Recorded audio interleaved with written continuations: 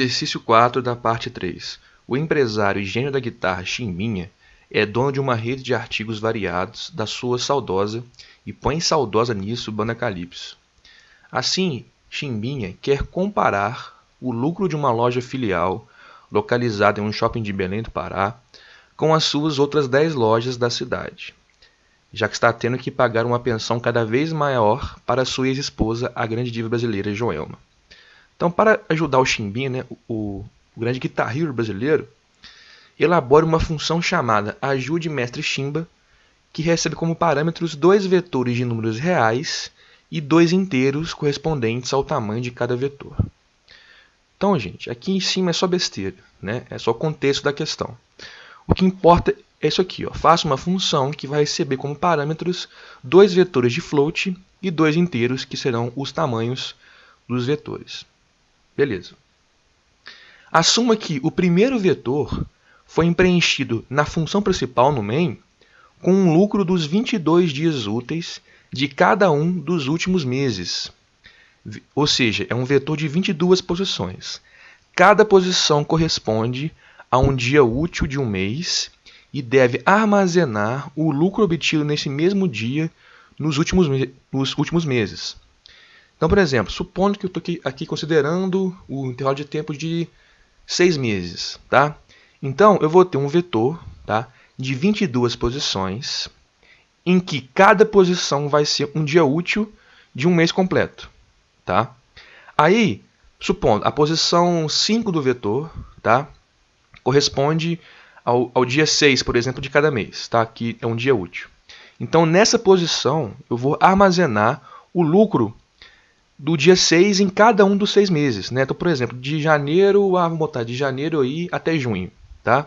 Então, na posição 6 do vetor, eu vou armazenar o lucro do dia 6 de janeiro, mais do dia 6 de fevereiro, do dia 6 de março, de abril, maio e junho. Ou seja, na posição 6 do vetor, eu tenho o total do lucro obtido no dia 6, nos últimos 6 meses. Tá?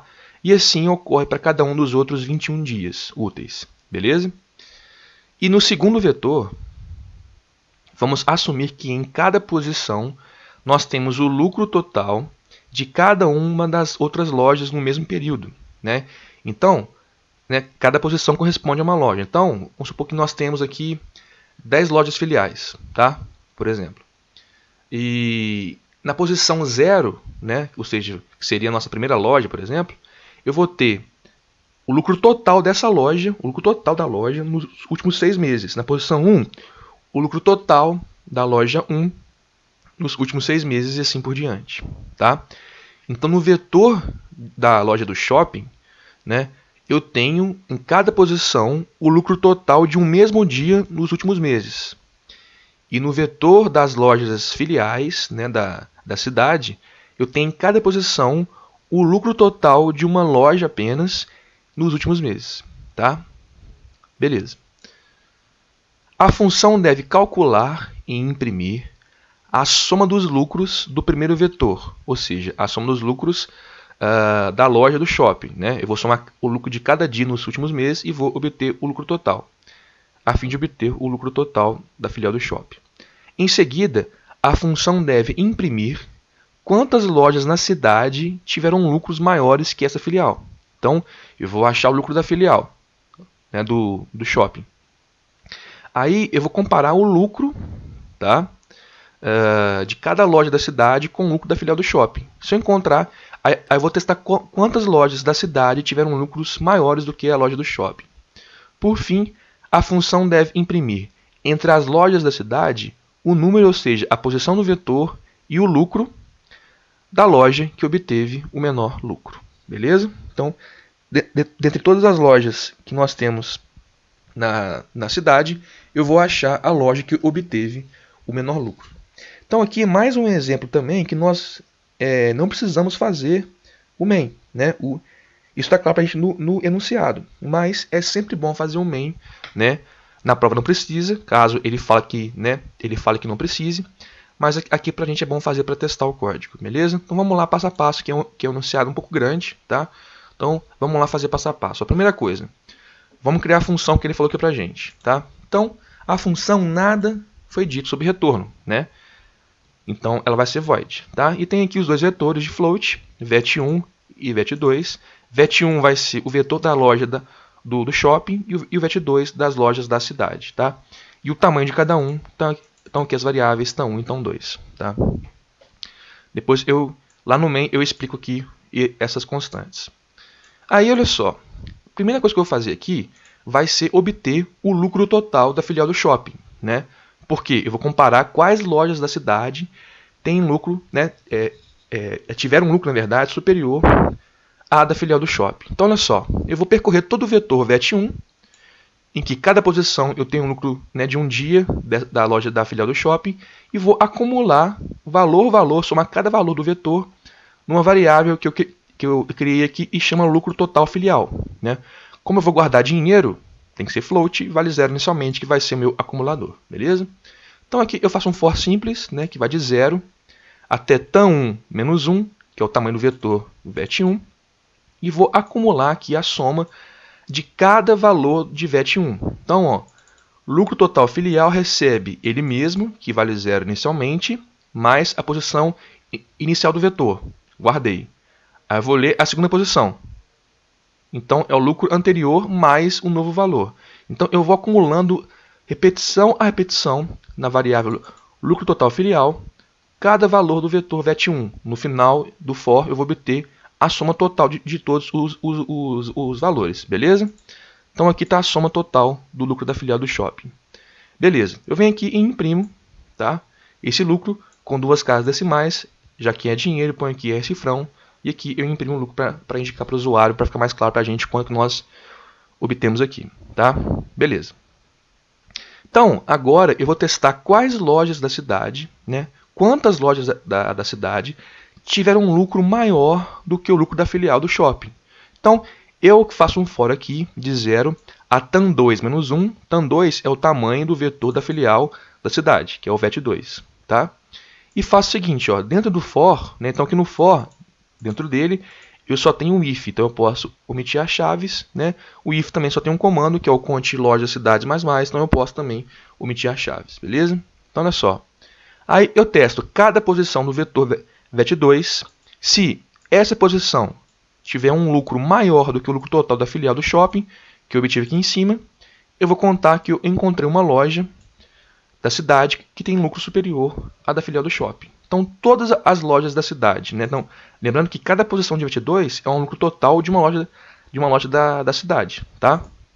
Então, toda vez que eu encontrar uma loja com lucro superior ao lucro da filial do shopping, eu vou contar que eu encontrei uma loja com essa propriedade. Então, esse computador lá em cima, conte lojas cidade, vale 0 inicialmente. Tá? O i é variável do for, depois eu agora vou usar a variável pós menor lucro. Tá? Olha só então, ó. Por quê? Vamos voltar lá no enunciado. Vou voltar aqui. Ó. Então, olha só. A função deve calcular e imprimir a soma dos lucros do primeiro vetor, né? Já achamos aqui no for e já imprimimos aqui, beleza? Tranquilo. Em seguida, a função deve imprimir quantas lojas da cidade tiveram lucros maiores que essa filial. Então, ó, eu já achei aqui quantas lojas da cidade tiveram lucros maiores do que o da filial. Eu venho aqui e imprimo, ó. Deixa eu diminuir aqui. Quantidade das outras lojas da cidade que tiveram um lucro acima da filial do shopping, conte lojas cidade. Está aqui o meu contador.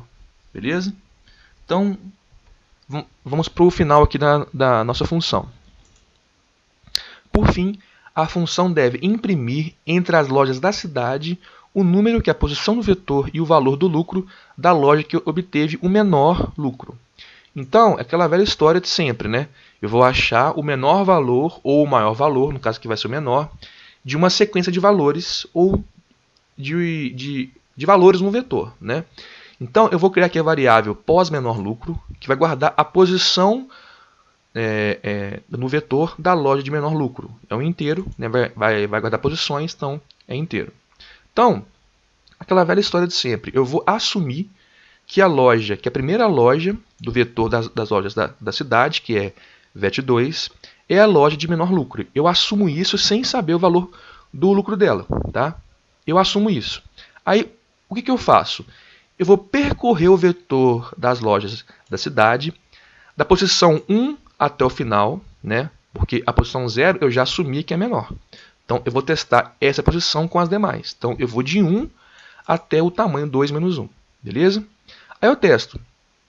Se o lucro da loja da cidade, né, o vetor VET2 na posição I, for menor do que o vetor 2 na posição pós-menor lucro, que vale 0 inicialmente, é porque, na verdade, essa loja I é que possui o menor lucro. Então, pós-menor lucro vai receber a posição da loja, que é a posição I. Então, aqui rapidamente, ó, vou fazer algo aqui bem tosco. Ó.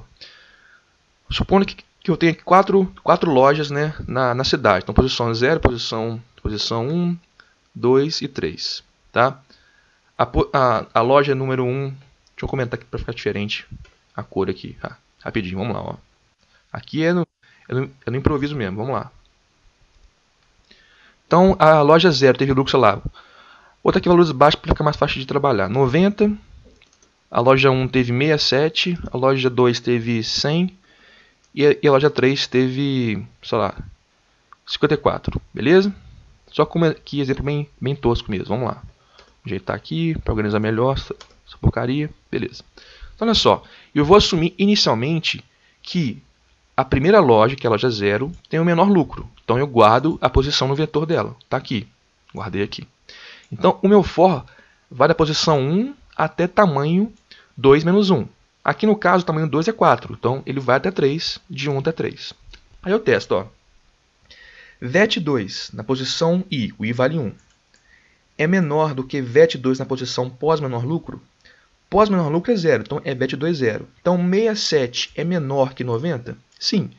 Então, na verdade, por enquanto, o menor valor não é 90, mas sim o 67. Então, eu vou guardar a posição do 67, que é a posição I, que aqui o I vale 1.